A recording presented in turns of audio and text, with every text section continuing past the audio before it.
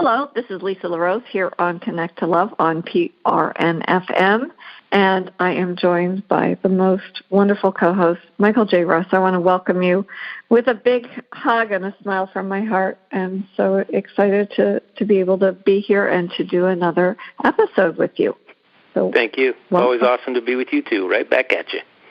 Yeah. You always bring a smile to my heart. And so I was thinking about this morning all the different people in the world that are experiencing different challenges. We all have. I don't think there's any one of us here on earth that don't struggle some days. And those struggles sometimes can make us stronger. They can help us evolve. They can help us really become a better person than what we were before. And I read a sweet quote that said, when life gives you 100 reasons to cry, just keep smiling. When things don't work out the way you plan, get back on track and continue to smile. When adversities and troubles knock on your door, maintain an upbeat attitude and keep that smile. And surprisingly, that made me smile, because I actually thought about that, and I thought, you know what? If I could have one wish for each one of our listeners, is that they smile always and can be happy no matter what life throws at them. I just thought that would be a sort of a fun way for us to kick off the day and just really figure out how smiling can actually change your perspective on things. So, Michael, you have one of the most beautiful dynamic smiles I know, and I know that it transforms a lot of people's days, including your own, when you wake up with a smile on your face and a smile in your heart. Do you find when you get up in the morning that you're already ready to smile, that there's something that it's just something natural in your waking day? Yeah, it's true, and normally it's my cat that gives it to me. She walked up sometime in the middle of the night, I don't know what time it was, walked up my body, stood on my chest on all fours, gave a meow, woke me up, and then when I put my hand up on my chest, she stuck her head in my hand. You know, like dogs do, they try to flip your hand up on the top of your head so that you'll pet them? Right. And that's what she was doing last night at whatever time of the evening. And then she sat down, and then she laid down on my chest while I did it, while I gave her some head nuggies, for about, I don't know, it must have been at least 5 minutes she was sitting there. And she weighs 15.5 pounds, so how much fun can that be? I just love it. But in the morning, she left sometime to come back in the morning and just literally got on the bed and walked up right to between me and the side of the bed. And when she does that, I know to make room. And then she came right up under my armpit and laid down, and then ended up just laying on her side, kicking her leg over my arm, and burying her head and going to sleep. So when I wake up like that in the morning, you just can't help but smile. It just makes everything in the world fall away. There's a lot of things I'm doing today. I'm preparing for a vacation, and I've got a lot of administration stuff. But, the wonderful thing is that I can wake up in the morning and look at her, and I can look at my girlfriend. We hold hands before we get out of bed. It's just, little thing. It's the little things, the littlest things that you may think don't really have, that don't really mean much. However, they really, really do. And when you wake up in the morning thinking about what you love about your life, a lot of and make that the primary focus, a smile becomes easier and easier and easier every morning. When you wake up in the morning focused on the problems that life has for you, then, wow, that is going to set the tone for a day filled with a focus on negativity and struggle and fight, and most of all, lack. And as I said in one of the shows we had previously, gratitude is a form of abundance. That's the way I see it. It's a form of abundance. Gratitude is instead of lack, which is loss, negativity. What's the other word I'm looking for? It's if you have a jealousy or envy. Those are words that in my view, are focused on lack. what you don't have, what you wish you had, regret, what you wish you had, right? Wish you had again. I wish I hadn't done that. I wish I hadn't done, And so it's, for me, it's pretty simple. Just fill your morning from the very moment you open your eyes with things that actually put a smile on your face.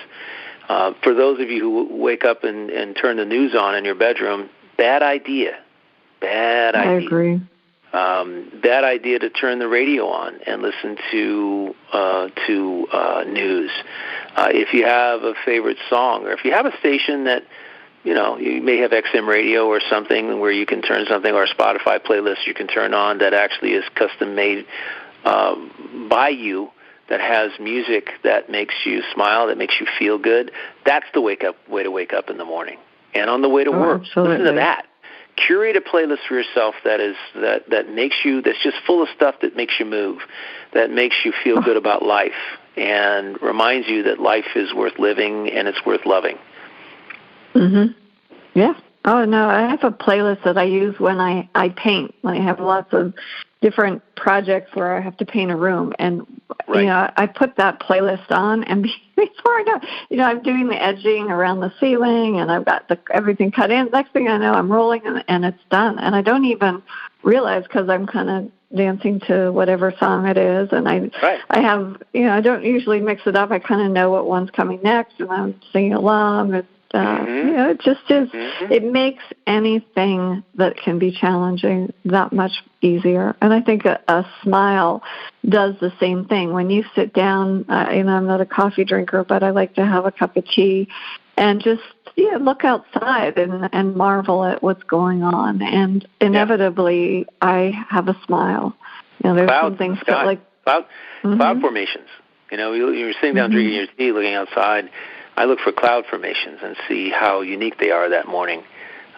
Sometimes it's really early and the sun hasn't come up over the trees yet. I just sit there and stare at it to see how the morning sunrise unfolds and the colors that happen to come into view and pass because the sun continues to rise slowly. So the view changes in every second. It's beautiful.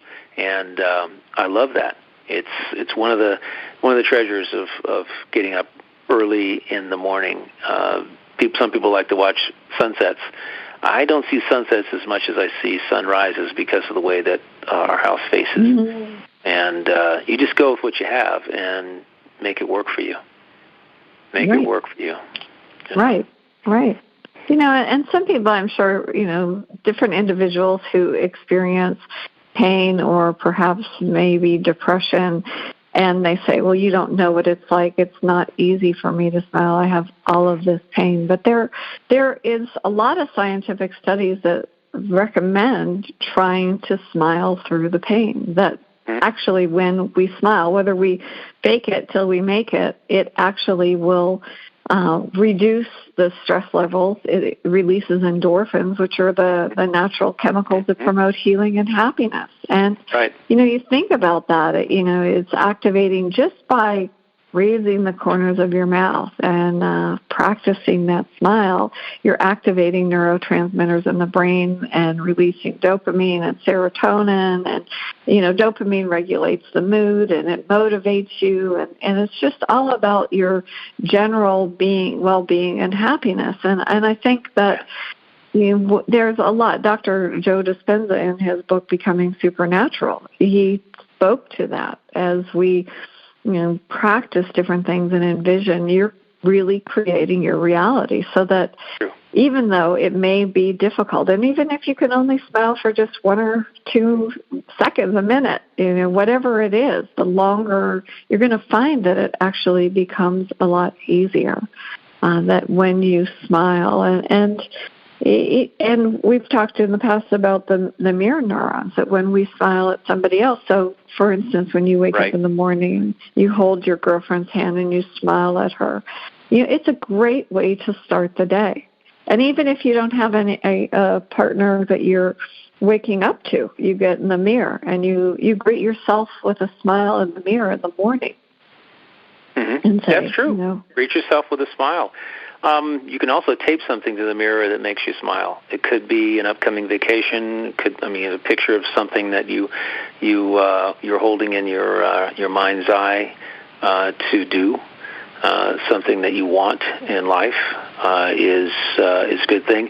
You can also wake up looking, and first thing you do when you get rolled out of bed is go look at your vision board, what you're wanting in life, and all the pictures that collage of pictures that you put together with your face on it. And I do that every day when I come into my office before I do anything else. I look at my vision board, and it reminds me of what I'm wanting. And in doing so, it sets the stage for a smile and good things to keep rolling in throughout the day. It's one of those things. There's one other thing, too, that I want to cover, and that is, it reminded me of it when you were talking about people who have depression or other things. It's been said, and it's been said by Carol Collins and the Issue Collective. It is a fact that what you say I am to, you become. What you say I am to, I am this, I am that, I am this, I am that. What you're literally invoking the law of attraction when you say I am. And they're two very, very powerful words. So one of the things I'm always cognizant of is what I am saying I am to. And I want to make sure that I'm saying I am to the positive, to what I want, instead of what I don't want. And so if you're somebody who's had bouts of depression, it's important not to say, I am suffering from depression. It's not really, because what you're doing then is you're validating that energy. And even though you do have bouts of depression, it is better to focus on the antithesis of that. I'm feeling awesome. I feel magnificent. I'm feeling amazing. I am healthy. My energy is peaked. It's say what you want, and not I am not depressed, because your mind doesn't understand the word not like it doesn't understand don't and doesn't. You don't want to say have the negative connotation in there. I am not this. It's I am this. State what you are, not what you aren't. And it's important. Words and language mean something because they have energy. They have vibration. And they manifest just like everything else. What you say I am to, what you think about, what you focus on is what you become. And if your constant thought and focus is that you're depressed, that will continue to manifest and perpetuate.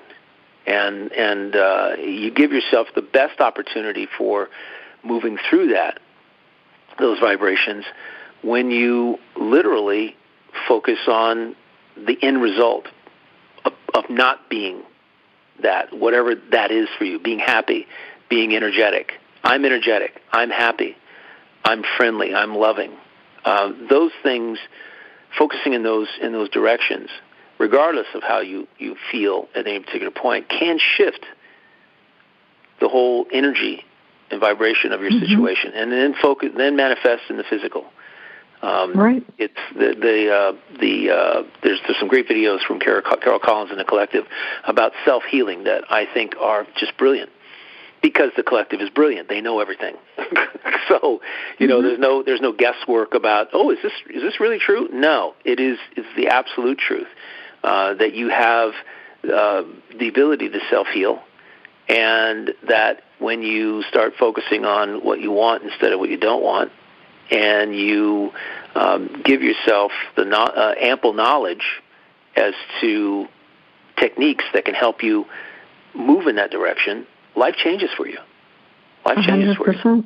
I agree. So, wonderful. Yeah, I don't know who it was attributed to, but there was a saying that the smile is the sunshine of the soul, and I really love that, because I think about, like, if you're in a dark room in the morning and then you get the sunshine kind of peeking through the curtain, and it's like even in the darkness, there's that illumination, and before you know it, it permeates the room. Even if you have darkening room curtains, it's still, once you draw open those blinds and you allow that sunshine to come through, it transforms. And I think a smile is the exact same way. It has that capability. You just allow even just the little corners of your mouth to kind of raise up. And I think a lot about when I was a kid, when kids are pretty resilient. They get, somebody hurts their feelings and they go pout or they go cry and whatnot. And it just takes somebody to kind of prod them out and try to bring a smile to their face. And for me, if I was always super sensitive, and so I would sometimes put my boots on and just go stomp around in mud puddles.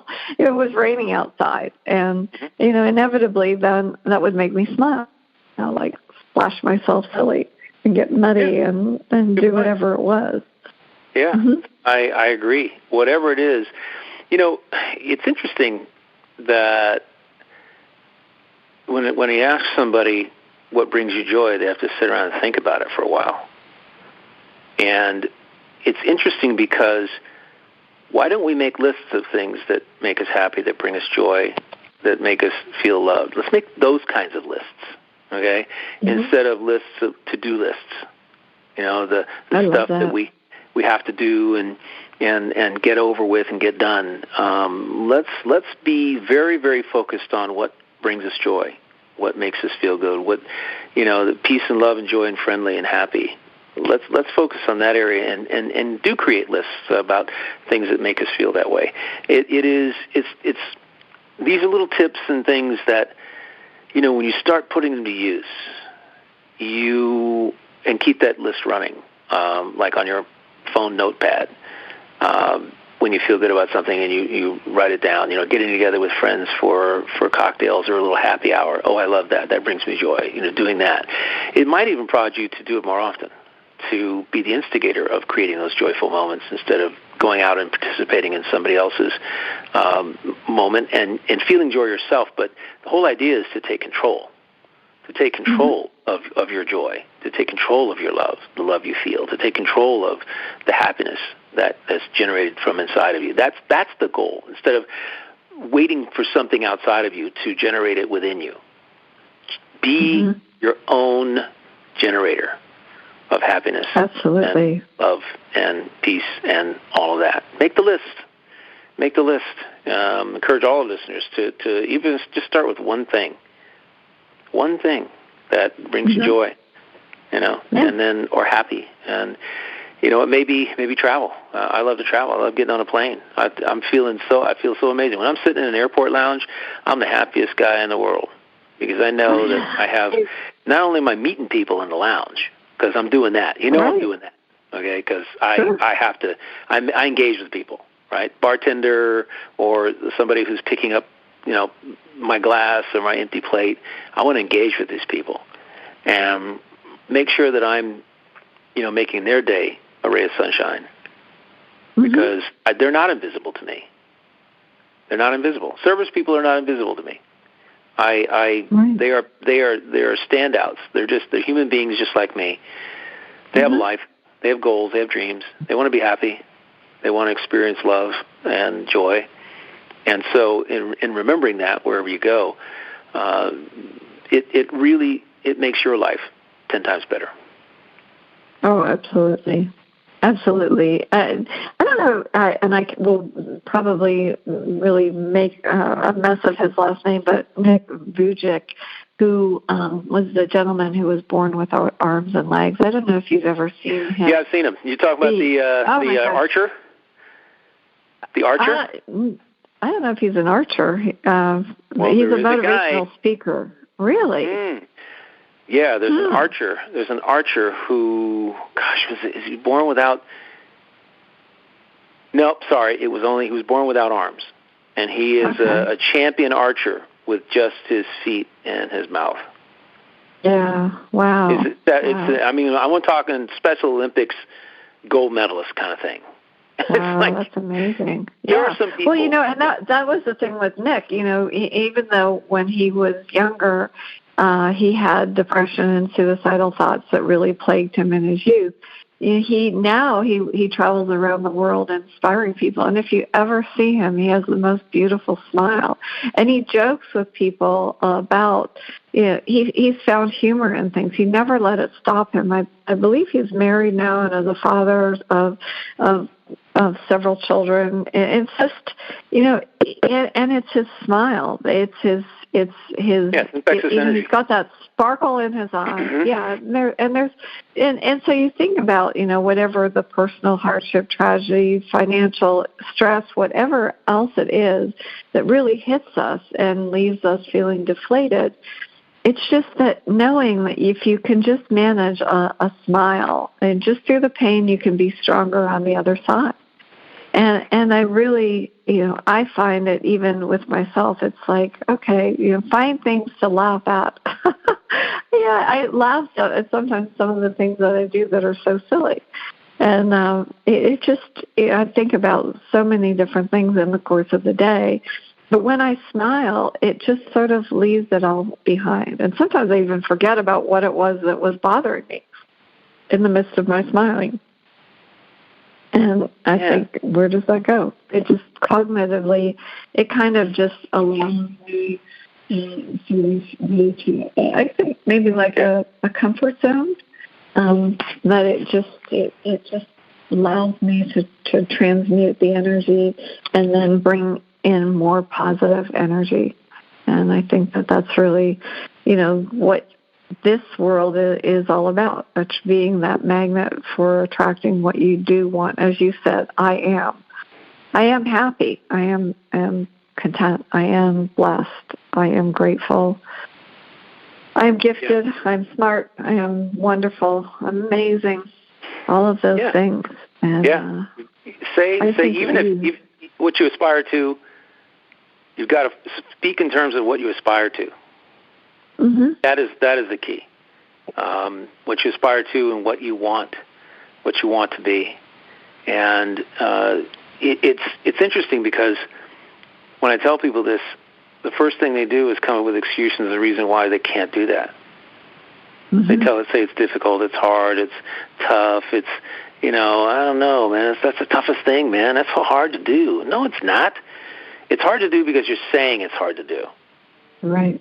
What if you stop saying it's hard or tough and impossible, difficult, words that I think should be dropped from the vocabulary when it comes to our own actions?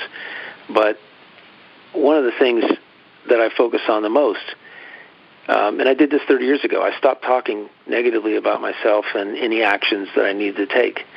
I made sure that I resisted saying, this is going to be tough, this is going to be difficult. Call it a challenge. I call everything a challenge. Everything in life is a challenge. Doesn't mean it's insurmountable. It just means it's a challenge, and I just haven't figured out how to do it yet. Mm-hmm. Maybe I have to learn certain skills. Maybe I have to shift my thinking. Maybe I have to shift my perception about what it is that I'm doing. Maybe I need to enlist some help from somebody. Whatever it is possible to make things happen. And let me give you an example of something. We go up to the barn one morning, and Sandy comes out of the feed room, and she goes, the air conditioner's not working. It's only blowing, room temperature air. And I said, really? And I've never put an air conditioner in before. Heck, I didn't put the ones in that were there. Somebody else did. And I walked in the room, and I said, okay. She says, we need to go get an air conditioner. And I said, all right. Well, we went to get the air conditioner the first time. We bought the wrong size. I didn't look at it. I'm like, oh my gosh, why is this thing so heavy? The one there can't be that heavy. So we took it back, got our money back, and got the right one. I got measurements this time. That's thinking, wow, what was me? I measured the one that was there, and then we looked at the ones that were. We found one that was 2 inches less in width. It was 2 inches less in width. I said, I can work with that. At least it's not more, because this thing is not put in a window; it's put in a wall. 2 air conditioners they're set in the wall, right? Yeah, right. I'm going, okay, this is great. Right in between the 2x4s, there are 16 on 16, right? So I went ahead and we brought the air conditioner back up, and I said, okay, tomorrow morning I'll put this thing in. I need to get some, I need to borrow a saw from my buddy. I need to bring my drill. and need to, get specific kinds of things. I took a look at the front. I had to walk around the back of the wall through this pampas grass, which is this long, tall stuff that's everywhere. It's grown, so it's once you have it, you can't your get rid of it. yeah, it's like you can't get rid of it. It's like it just keeps growing. It looks like a big brush, right? So this stuff is right up against the air conditioner, and I'm like, okay, I'm whacking I need a machete to whack myself through this stuff. And I get to the back of the air conditioner, and I said, this is interesting. I've got 4 boards back here that have screws on them. So I go get my drill, I come back around, I unscrew the boards, and I'm going, okay, I got to figure out how to get this thing out of the wall. How did they get this thing into the wall, right?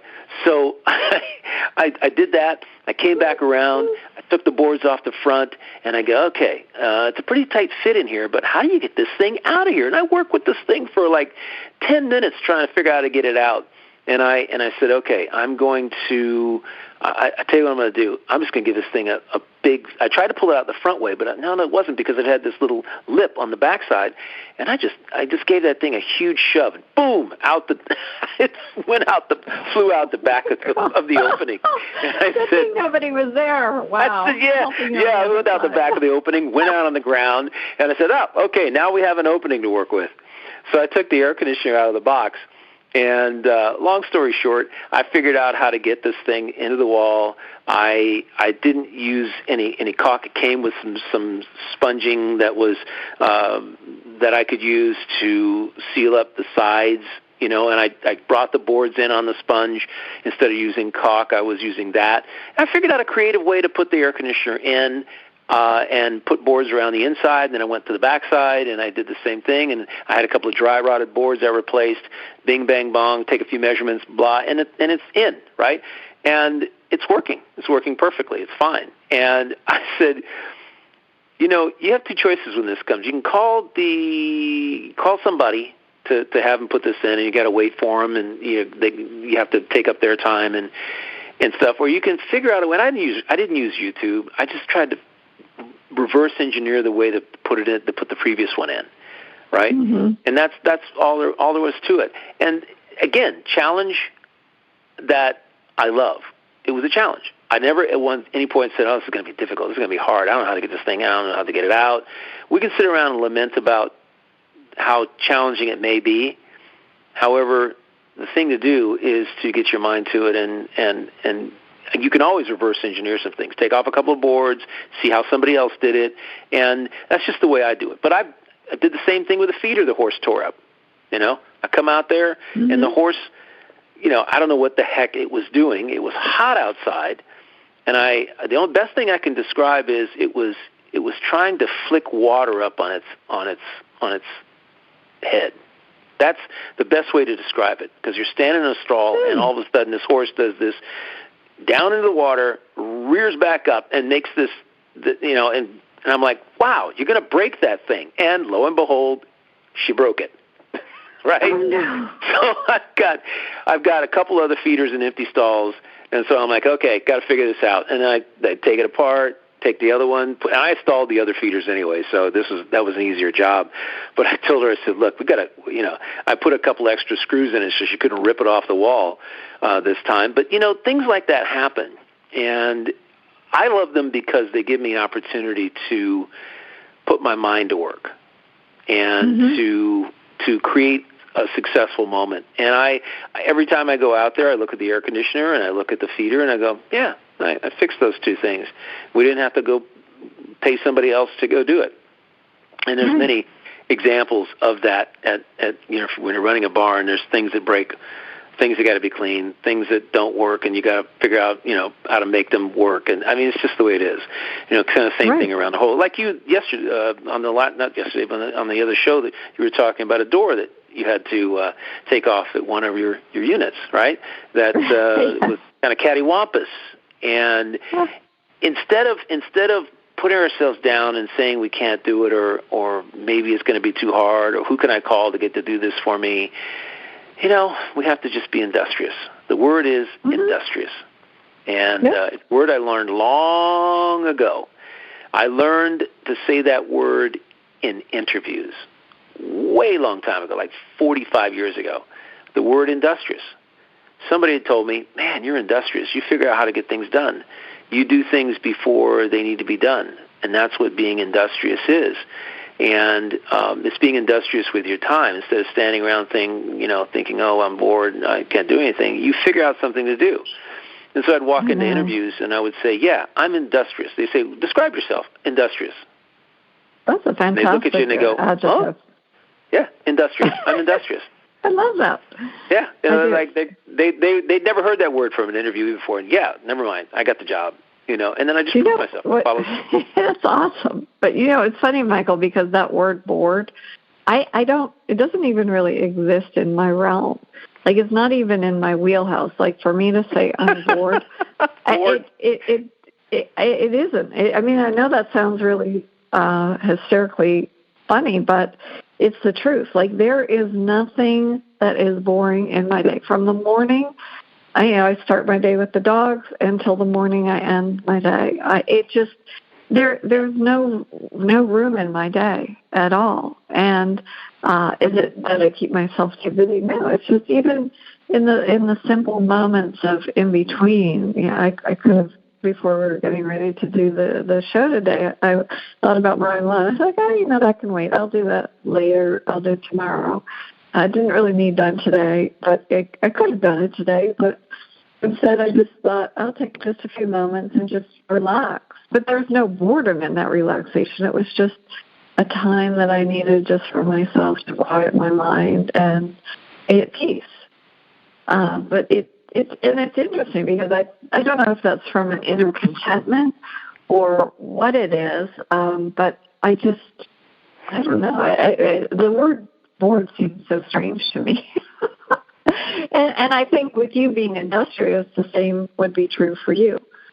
That there's always something that is inspiring you or moving you, or you hear something, or like even when you take a walk. There's no boring walks with Michael J. Ross. I know that.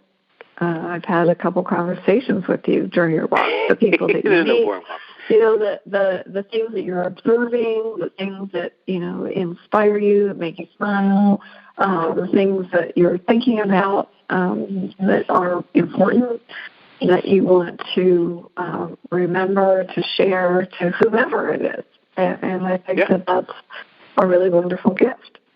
Well, it's like, sometimes it's just silence. I like to just listen to the world, listen to be alone. And it's not that I'm thinking about something. It's just I'm walking around, I'm looking at trees, and I'm just noticing the beauty. I'm looking at golfers when I walk by that part of the golf course. I look at animals that are maybe being walked by somebody. I look at people. It's like there's so much. I may walk the same route a couple of times a week. However, I'm always seeing something different. Like a deer ran out in front of me 50 yards or so on a walk a week ago, just kind of crossed the walking path. Take a look at me and jumped in, moved into. I live in areas that have deer. They got bears. They got all kinds of strange wildlife. But it's fun to just observe. It's like architecture. When I'm in a city, what I'm looking at is very interesting. Architecture catches my eye, and the way a building is. And when I say catches my eye, I'll look at a building, and it'll just catch me, and I'll go, wow, who thought of that? Look at the artisanship in that. Look at the craftsmanship. And you just don't do. People, they don't do that nowadays. Nowadays, they just throw things up with a clapboard and 2x4s and plywood, and it's a box with no character.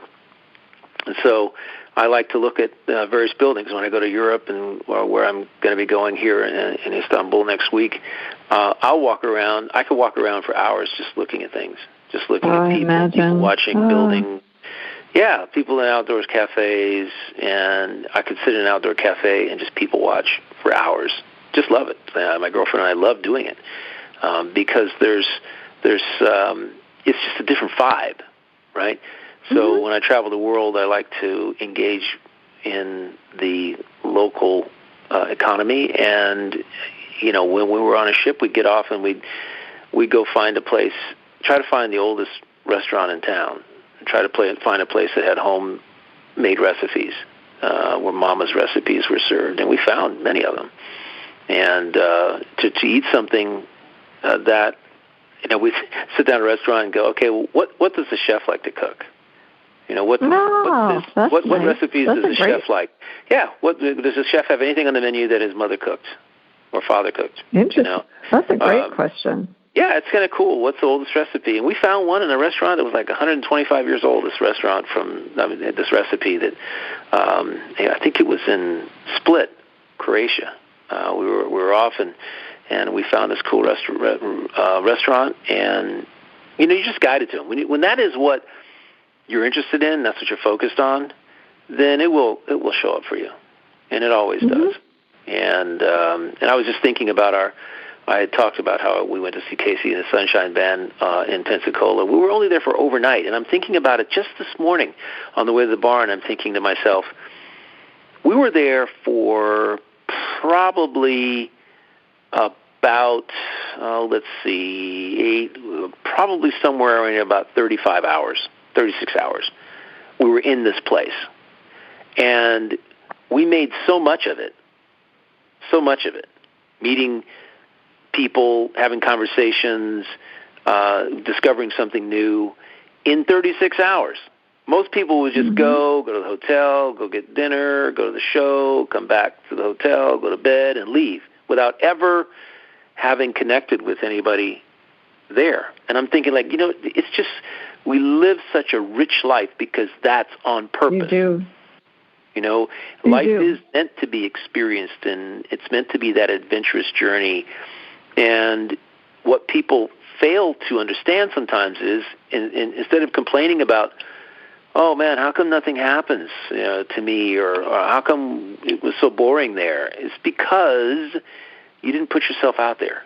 You have to put yourself out there. You have to make it a point of going out and actually meeting people and asking them, where's everybody go around here? Where do the locals go? Where does this happen? Where can we go? What restaurant do you like? When you're off work, what bar do you go to? What do you see? If you're a server, you like good food, you like good service, you like good wine. Where do you go? And let them tell you what they love. I've never been a person that didn't like talking about what they love. Oh, you're right, and it's about being present.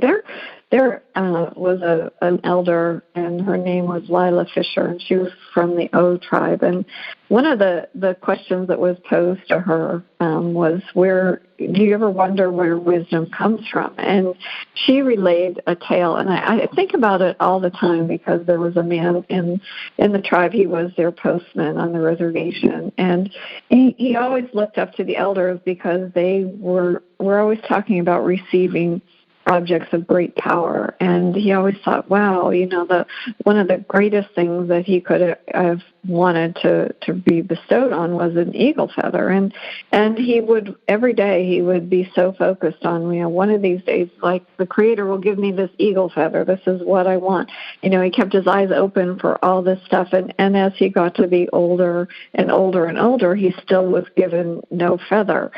And one day he was in his Jeep and going by the side of the road, and he got out and he said, okay, you know what? I've missed out on my family and friends and everything else because I've been so preoccupied looking for this eagle feather. And he looked up, and there was a shadow, and there was an eagle, and it was dropped from the sky. This feather came floating down. And she said, he's still alive, and he was a changed person because he came to realize that this is really what was important. And I think that's what you do. Your eagle feather is how you practice kindness, how you are present with other people, how you look to see the world. And you think about that. It's just, that's how you gain peace. That's how you smile. And I'm sure as that eagle feather fell down from the sky, it was in that moment of great peace and surrender that he had the biggest smile ever, because he knew what he'd been missing out on, or what he perceived he was missing out on. And isn't it? It's so interesting, and I really applaud you, Michael, because that's what you do. You look for that you're not looking for the eagle feather. You're looking for the connection and why we are here, and the smiles that you can gift up to other people. It's true, and I want to be clear about something. It's really interesting because I thought about this the other day too. My life, I'm 65 years old. That's just a number. I don't really adhere to it. Young. I always say that. Years young. Like, I'm in the latter third of my life, okay? The latter third of my life. Or the latter half, as Schwarzenegger once said. I'm in the latter half of my life. I'm 75, and I'm in the second half of my life. Well, it depends on what you're thinking. It's funky. Remember I said, you are what you say I am to. And I said I am 65, but that's just a number. You know, I don't put any energy or emotion into that. It's just a number. And Carol Collins told me one day, why do you say that? And I said, well, I don't know, because I'm proud of it. Because I love being who I am, and I love being this age. I don't run around saying I'm old. I don't run around saying I get sick easily. It's like, no. I haven't said that for years. Mm-hmm. Even if I didn't feel well, I wouldn't tell you. It's not, and I'm not telling myself either. It's the function of I'm focused on the positive side, on, again, what I want. I'm healthy. And whatever it is, if I have a painful this or that, I just, suck it up and keep moving. Am I identifying with it? No. I understand what it is, and I figure out how to deal with it, how to eliminate it. However, I'm not identifying with it. And that's really what we do, is we identify with things, and it amplifies them. It amplifies them in the physical, from a manifestation or from a law of attraction perspective. But what I want to say is that I wasn't born this way. I think I was born with a love of architecture and a love of art and a love of things. And my parents maybe didn't know that, but they took us to museums when we were around the world and took us to historical places. And I developed it just nurtured my love for history. I love history. I love art. And I've never seen the Mona Lisa, but I've seen at least 1,000 other really high-end older pieces. I've seen the ceiling of the Sistine Chapel smoked up and unsmoked after it was cleaned. Piazza David standing around it. Okay, fine. Michelangelo was really fabulous, and it's fun to be able to instead of seeing it in a book, see it in person. However, everything I do today was a process. It was on purpose. I come to understand 30, 40 years ago that if I wanted to feel a certain way, I'm the one who had to make it happen. I'm the one that needed to make it happen. And a lot of people out there, even I'm sure our listeners, are looking to other people, looking outside of ourselves to feel a certain way, to live the life we want to live.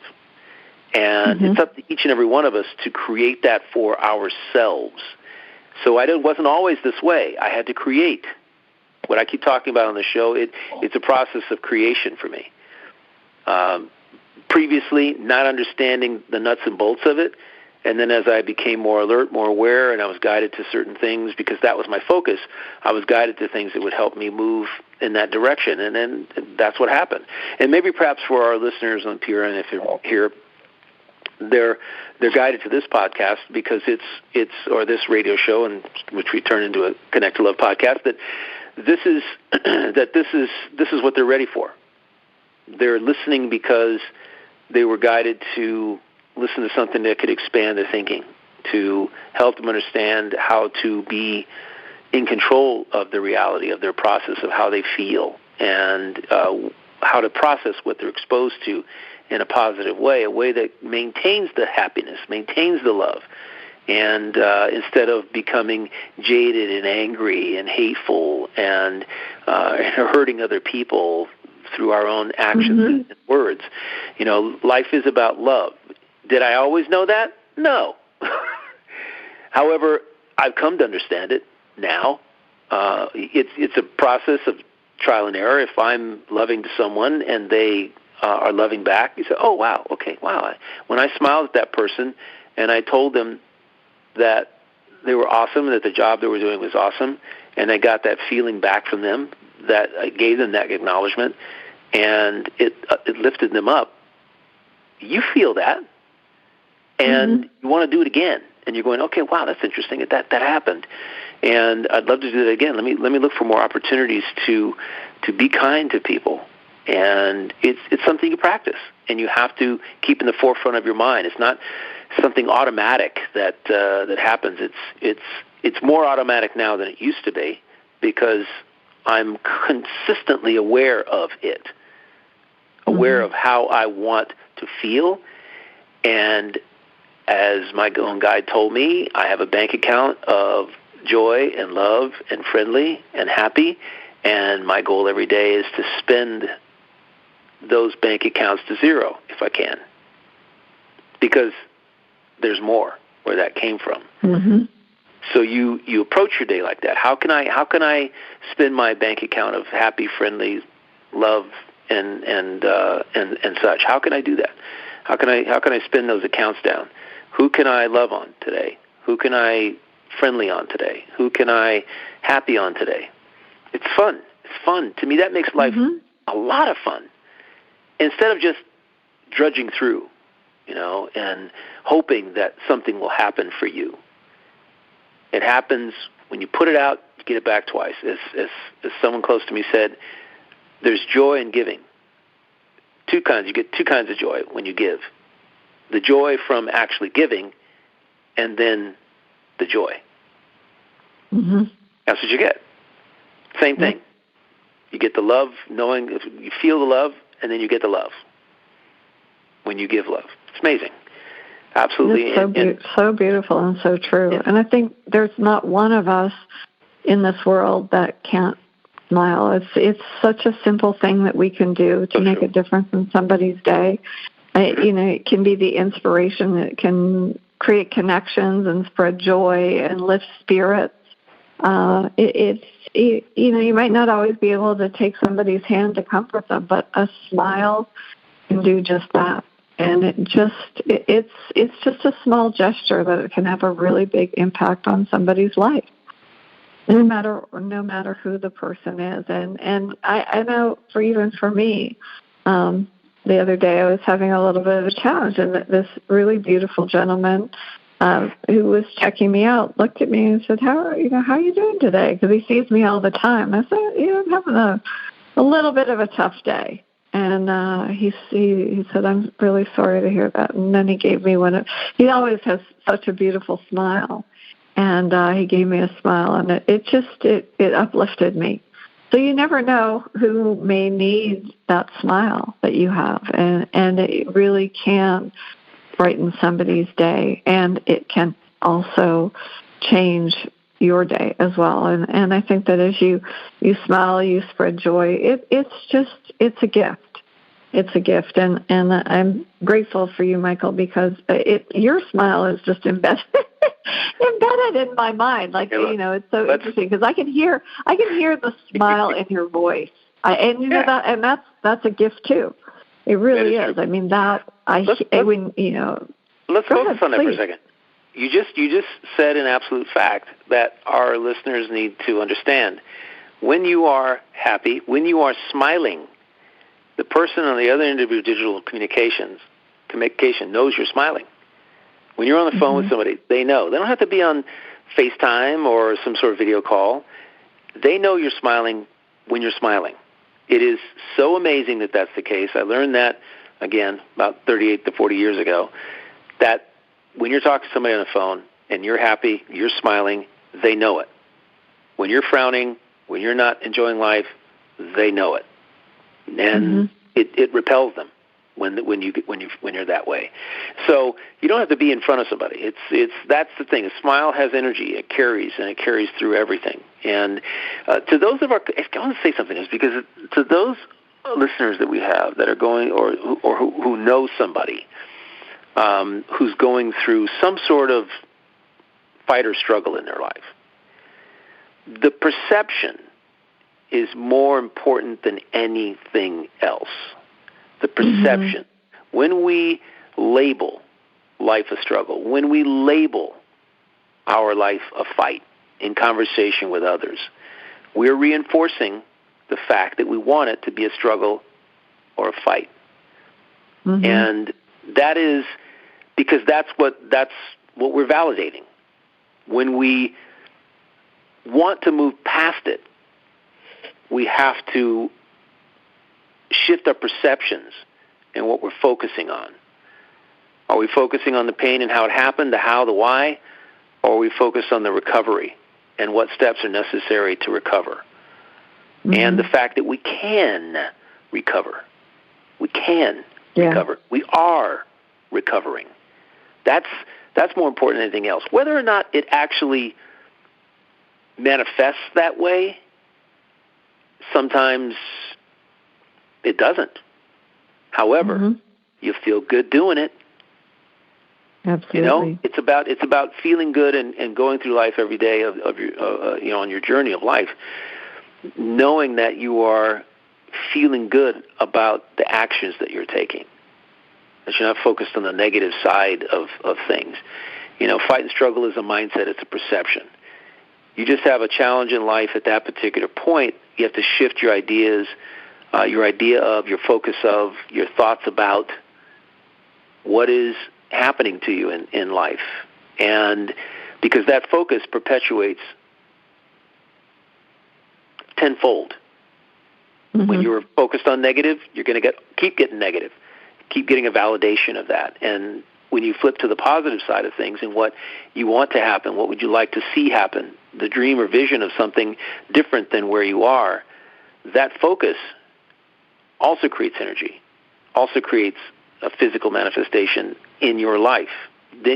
Shifting the focus alone can make you feel 10 times better.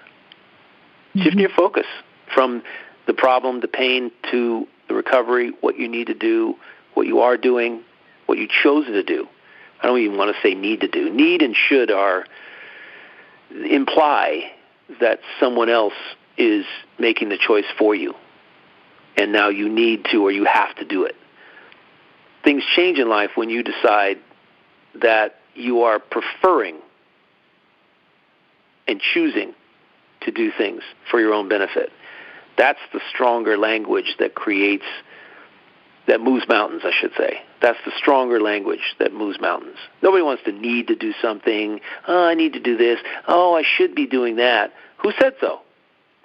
Mm-hmm. Did you say so, or are you just following somebody else's orders and commands which you're not committed to? Interestingly enough, I'm fascinated by words. You probably know that by now. As am I. And the language that we use. Fascinated by it. No. 20-plus years. But that's just the way it goes. I could sit around and write about it. I could sit around and do podcasts about it. Wrote a book on self-talk and laid out the nuts and bolts called Design Your Life back in before that. And it was even before that. It was about Design Your Life was 20 years ago. So I was fascinated by it then, and I looked at the nuts and bolts and looked at quantifying what I was saying, and that's how I ended up where I am today. And that's what I tell people, that you have to dig deep into this stuff, dive into it with both feet, and start practicing it. And I told a story a couple of days ago about a gentleman who said he lost a friend, and I've forgotten one of the things on this program, and I've forgotten one of the things that I told him, which is incredibly important. I said, in your newfound awareness, as you're guided to things, keep it to yourself. Keep it to yourself. There's no need to tell other people what you're interested in and what you're delving into.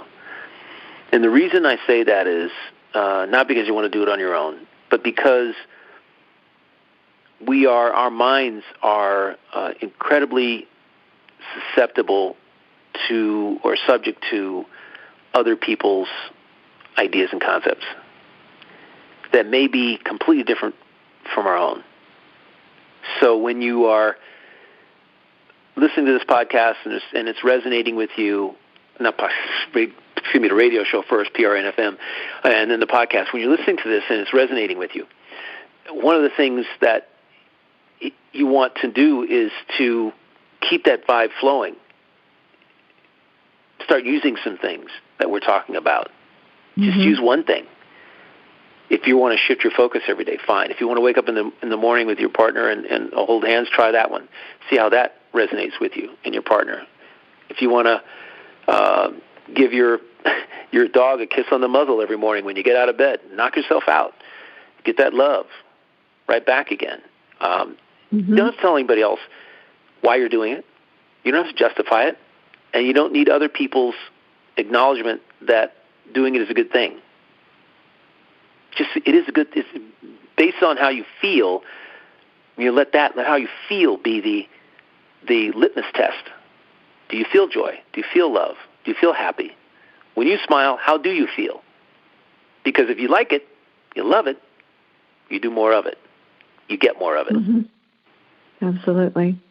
What a beautiful message, Michael. You know, you helped me to keep smiling and continuing to spread the love and here on FM on Connect to Love. And I'm so grateful for you for bringing your joy and for allowing me to feel your smile. And I hope that everybody else can feel it as much as I do, because it's just a true gift. And we'll you'll be on a different part of the world giving that gift to other people, and so grateful.